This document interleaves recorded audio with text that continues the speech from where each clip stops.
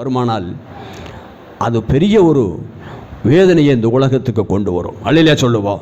ஒரு பெரிய சங்கடத்தை, பெரிய சஞ்சலத்தை இந்த பூமிக்கு கொண்டு வந்து, அருமையான கர்த்தருடைய பிள்ளையே, அவ்வளோ பெரிய ஒரு யுத்தங்கள் இந்த பூமியிலே இன்றைக்கு இரத்த ஆறுகள் ஓடிக்கொண்டு இருக்கிறது. வேதனையாக இருக்கிறது. தேசத்துக்காக, நாட்டுக்காக ஜெபியுங்கள். அல்லையா சொல்லுவோம். ஆனால் பைபிள் என்ன சொல்லுது? எச்சரிப்பின் சத்தத்தை கூறுங்கள், கர்த்தருடைய நாள் வருகிறது. கர்த்தருடைய நாளில், ஒருவேளை கர்த்தருடைய நாள் நமக்கு நல்ல நாளாக இருக்குதா?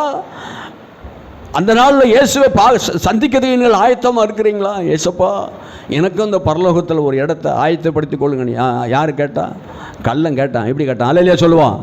ஆண்டவரே, உம்முடைய ராஜ்யத்தில் நான் சாக போகிறேன், சாகிற வரைக்கும் எப்படி இல்லாமல் வாழ்ந்துட்டேன், குடிச்சிட்டேன், வெறிச்சிட்டேன், அக்கூறு பண்ணிட்டேன், மறிக்க போகிறேன்ப்பா.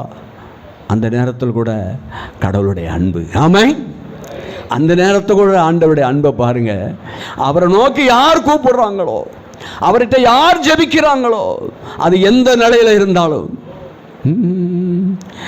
எந்த நிலையில் நான் இருந்தாலும் என்னை வெறுக்காதவர் என் இயேசு வருவரே, என் தேவன் நடுவரே.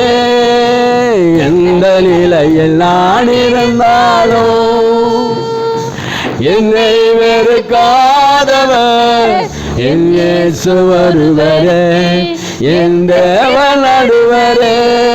என் இயேசு வருவரே, என் தேவன் நடுவரே. அல்லேலூயா. எந்த நிலையில் நான் இருந்தால் நம்மளை வெறுக்காத ஒரே ஒரு ஆண்டவர். சிலுவையில் தொங்கிக் கொண்டிருக்கும் போது கூட ஒருத்தனுக்கு ரட்சிப்பு ஆண்டவர் கொடுத்தாருயா. எவ்வளோ நல்லவர் பாருங்க.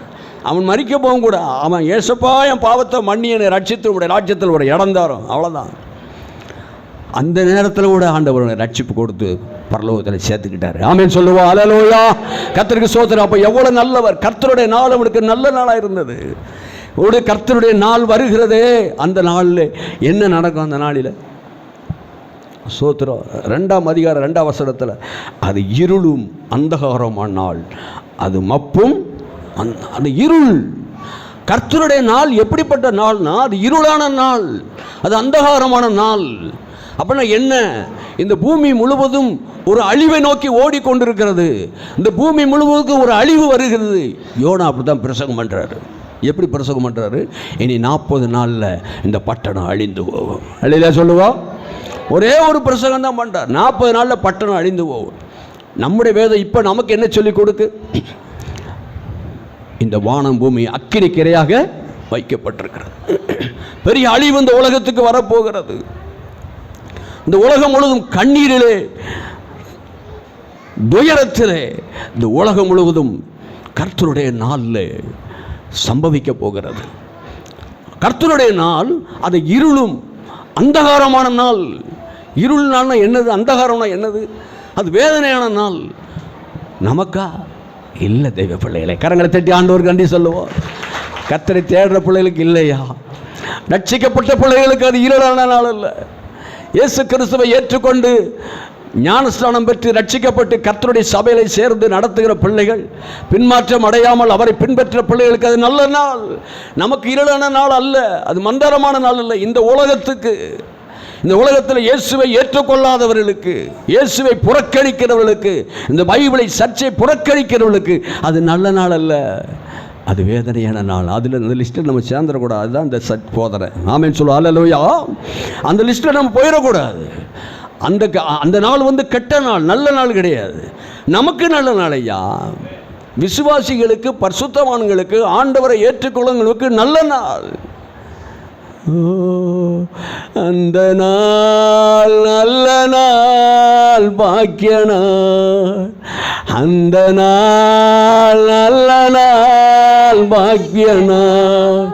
மகிமையில் இயேசுவை தரிசிக்கும் நேரத்தில் அந்த நாள் நல்ல நாள், பாக்கிய நாள். அந்த நாள் நல்ல நாள், பாக்கிய நாள். அல்லேலூயா சொல்லுவோம். ஆண்டவருடைய பிள்ளையே, ஆண்டவருக்காக இந்த உலகத்தில் வாழ்கிற பிள்ளையே, ஆண்டவருக்காக நடக்கிற பிள்ளையே, கொடுக்கிற பிள்ளையே, ஜெபிக்கிற பிள்ளையே, ஆராதிக்கிற பிள்ளையே, இந்த உலகத்தை பாவத்தை விலகி வாழ்கிற தேவ பிள்ளையே, விக்கிரக வணக்கத்துக்கு விலகி வாழ்கிற பிள்ளையே, வேசித்தனத்துக்கும் அசுத்தமான பாவ வழக்கங்களுக்கு விலகி வாழ்கிற பிள்ளைகளுக்கு அது நல்ல நாள். அல்லேலூயா சொல்லுவோம். கர்த்தருக்கு ஸ்தோத்திரம். கர்த்தருடைய நாள் அது இருளும் அந்தகாரமான நாள். ஸ்தோத்திரம் உண்டாகட்டும். ஆண்டவருக்கு மகிமை உண்டாகட்டும். எவ்வளவு நல்ல ஆண்டவர். மீண்டும் அதே யோவேல் 2ஆம் அதிகாரம் 3ஆம் வசனத்தில் அங்கே என்ன நடக்குமா, 2:3 அவைகளுக்கு முன்னாக அக்கினி பட்சிக்கும், அவள் பின்னாக ஜுவாலை எரிக்கும். பாருங்கள் எவ்வளோ பயங்கரமான அக்கினி எரிக்கும், ஜூவாலை எரிக்கும் அப்படிலாம் போட்டிருக்கு. இதெல்லாம் பைபிள் வசனம். இந்த வசனம் இன்னும் நிறைவேறலை, நடக்கலை. இது எப்போ சொல்லப்பட்ட வசனம்? இது எந்த காலத்தில் சொல்லப்பட்டது? ஏசப்பா காலத்தில் சொன்ன வசனமா? ஏசப்பா சொன்னார் அந்த வசனத்தை. ஏசப்பா தான் சொன்னார், ஆனால் ஏசப்பா அப்போ கிடையாது, அவர் அங்கே இருக்கிறாரு. ஆமாம், ஏசப்பா இந்த உலகத்துக்கு வராதுக்கு முன்னால் சுமார் ஒரு 600 ஆண்டு அப்படின்னு சொல்கிறாங்க. அதுக்கு முன்னால் தான் 500 ஆண்டு 600 ஆண்டுக்கு முன்னால் எழுதப்பட்ட ஒரு சரித்திரம் அப்படின்னு ஆய்வாளர்கள் சொல்கிறாங்க. அப்போ இயேசு கிறிஸ்து வராதுக்கு முன்னால் சொல்லப்பட்ட வசனம், அவைக்கு முன்னால் அக்கினி ஜுவாலை எரிக்கும், அழிக்கும். இந்த உலகத்தில் அப்படிப்பட்ட அழிவு நடந்து கொண்டு இருக்கிறது. அது ஏன் அப்படி நீங்கள் நினைக்கிறீங்களா? ஸ்தோத்திரம். சோதம் குமாரா உடைய காலத்தில் அப்படி நடக்கலையா? சோதம் குமாரனுடைய காலத்தில் அந்த மாதிரி ஒரு காரியம் நடக்கலையா? சோத்திரம். வானத்திலிருந்து அக்கினி இறங்கி சோதம் குமாரா பட்டணத்தை ஆண்டவர் என்ன செஞ்சார்? வானத்திலிருந்து அக்கினி இறங்கி அவர்களை பட்சித்து போட்டு படிக்கிறோம்ல, அழில சொல்லுவோம். அப்போ அப்படிப்பட்ட ஒரு பெரிய அழிவின் காலம் இந்த உலகத்துக்கு வரப்போகிறது. கர்த்தருடைய பிள்ளையே, நீங்கள் அசால்ட்டாக நிர்விசாரமாக கவனம் இல்லாமல் கர்த்தரை தேடாமல் பின்மாற்றம் அடைந்து உலக வழியிலே உலக வழக்கத்தின்படி வாழக்கூடாது. ஆமென். கர்த்தருடைய வழியிலே நான் நடக்கணும். சோதரம்.